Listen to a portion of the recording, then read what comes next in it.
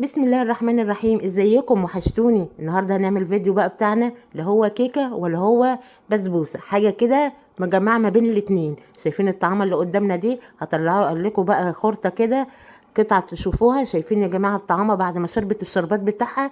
ما هيش معجنه من جوه ازاي، كلها فراغات وطريه وهشه، خطيره في الطعم. بسم الله ما شاء الله. الصينيه اللي معانا دي صينيه الروان، اللي هي داخله في الكيكه وداخله في البسبوس، حاجه كده مجمعه الاتنين. مكوناتها سهله جدا، وانا هوريكم كده قطعه اوريها لكم. شايفين شربه شربتها مفرغه من جوه ازاي، مش معجنه. بسم الله تبارك الله. مكوناتها سهله جدا وفي متناول كل بيت. يلا نقول المقادير، بس قبل ما نخش بقى تعملوا لي اللايك بتاعنا الحلو، ونقول بسم الله الرحمن الرحيم. رب اشرح لي صدري ويسر لي امري واحلل عقدة من لساني يفقهوا قولي. رب ادخلني مدخل صدق واخرجني مخرج صدق، واجعل لي من لدنك سلطانا نصيرا. مقاديرنا سهله، يلا نبتدي مع بعض ونشوف الفيديو. اول حاجه معايا 4 بيضات. انا عاملاها في صينيه يا جماعه مستطيله، صينيه كبيره شويه علشان تديني الحجم بتاعنا ده. مش عاوزاها تبقى زي الكيكه هشه وكبيره زي الكيكه، ولا يعني ايه صغيره جدا كده زي البسبوسه. انا عاملاها وسط.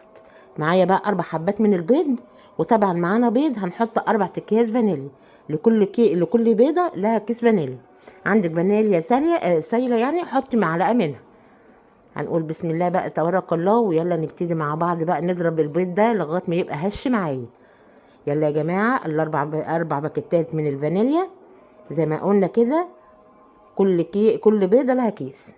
نبتدي نضربهم مع بعض لغايه ما تطلع هشه معايا، البيض كده هشش كده ويبقى فوم معايا. بسم الله ما شاء الله، الله اكبر الله اكبر. الاذان بيدن يا جماعه دلوقتي. شايفين؟ يلا ما تنسوش اللايك بتاعنا يا جماعه. اللي بيشوفني ما بيحطش اللايك، يا ريت تحط لايك علشان الكل يستفاد ويشوفها والكل يستفاد مني. بسم الله ما شاء الله.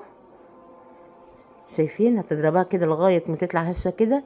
ومعايا نص كوبايه من السكر. احنا حطينا نص كوبايه من السكر عشان هنسقيها في الاخر شربات. اللي عايز يحط كوبايه سكر يحط. انت طبعا التحليه ديت بالنسبه لك انت، مش بالنسبه لنا. انا كده بالنسبه لي انا نص كوبايه من السكر، عشان طبعا هحليها. خلاص متفقين؟ متفقين. كده هنضربها بقى. معايا نص كوبايه من الزيت. يبقى مقدارنا 4 بيضات، 4 باكيتات فانيليا، نص كوبايه من السكر، نص كوبايه من الزيت، ومعايا كوبايه من السميد اللي هو سميد البسبوسه، وكوبايه من الدقيق، الدقيق العادي بتاع المخبوزات. كده مقاديرنا يا جماعه، هقولها لكم تاني.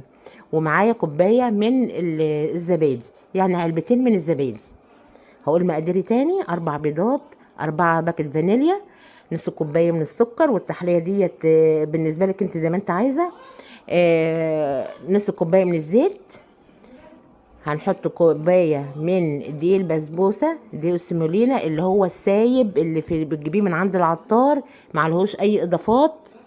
هنحط معانا 4 معالق من جوز الهند لو عندك، وكوبايه واحده من الدقيق. انا مش هحط الكوبايه التانية اللي قدامكم دي، مش هحطها. ومعايا معلقه من البيكنج باودر. يا جماعه الكوبايه اللي قدامكم دي انا مش هحطها. شايفين؟ انا قلت لو احتجت منها معلقه ولا 2 هحط، انما مش هحطها، مش هستخدمها. هنقلب بقى كده من فوق لتحت لغايه ما الدقيق يضيع كله في السوائل. معايا بقى صاج كده. انا جايبه الصاج، انا قلت لكم صاج كبير شويه عشان انا مش عايزاه مرتفعه قوي. اللي عاوزها بقى هشه زي الكيكه كده ومرتفعه يحطها في صينيه صغيره. انا عامه احنا بنحب الحاجه مش مرتفعه قوي. يعني الصاج ده ممكن يعني ياخد كميه ونص كمان، انما حاطه الكميه دي عشان انا مش عايزاها تبقى عاليه قوي. اللي عندي في البيت ما يحبش الحاجه عاليه قوي. شايفين يا جماعه؟ وما بتبقى عاليه قوي برضو، ما تيجي تسقيها الشربات ممكن تطلع منك معجن، انما كده مش هتطلع منك معجنه وتبقى زي الفل. يلا هنسخن الفرن بتاعنا بقى ونحطها على الشبكه. وايه، على ما تستوي هنكون عملنا الشربات بتاعنا. الشربات بتاعنا عباره عن كوبايتين ونص من السكر، عليهم كوبايتين ونص من الميه. هنقلبهم على البارد، ويلا مع بعض على البوتاجاز تو ما الميه تغلى كده بالسكر هنعصر لنص ليمونه. شايفين يا جماعه؟ انا بقول مره واتنين عشان تاخدوا بالكم وتركزوا معايا. انا قلبته كده السكر على البارد وحطيته على البوتاجاز. هنعصر بقى نص ليمونه مع بعض تو ما ايه الشربات يغلي معايا، و10 دقايق وروحي طافيه عنه. خلاص. يلا بقى نبص على الروان. شايفين يا جماعه؟ بسم الله ما شاء الله. كده هنطلعها من الفرن بقى ونسيبها تهدى شويه، والشربات بتاعنا برضو يهدى شويه. ما تحطهمش الاتنين سخنين عشان ما تعجنش منك. يلا معايا الشربات بعد ما برد شويه هنبتدي نسقيها. وطبعا شربت شربتها تبقى هي مقاديرنا مظبوطه جدا. شايفين؟ بسم الله ما شاء الله. مفيش دقيقه وشربت الشربات بتاعنا. هنقطع مع بعض بقى. سكينه في الحلاوه يا جماعه. شايفين الطعامه دي؟ بكل سهوله اتقطعت معايا وخبزها 100 100. هنقطع كده. والجوز الهند عندك فستق كداب حطي على وشها الحاجات دي على وشها كده، يعني راجعه ليكي برضو.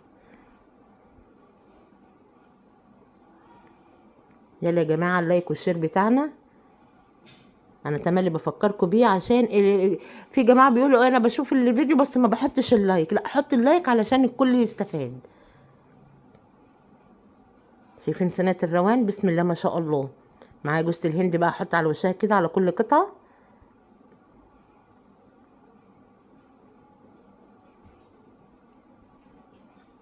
اللهم صل وسلم وبارك على سيدنا محمد عدد كمال الله وبما يليق بكمال الله.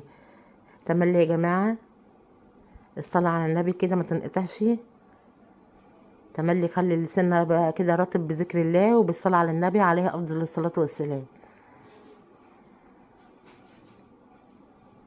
اللي ربنا بيحبه يا جماعه بيخلوا لسانه رطب بذكر رسول الله عليه افضل الصلاه والسلام. يلا هنطلع بقى قطعه كده زي ما وريتكم في اول الفيديو. شايفين يا جماعه؟ شايفين مفرغه من جوه ازاي؟ مرمله ازاي؟ بسم الله ما شاء الله. لا معجنه ولا مرتفعه زي الكيكه، هي وسط. بسم الله ما شاء الله. وطعمها خطير.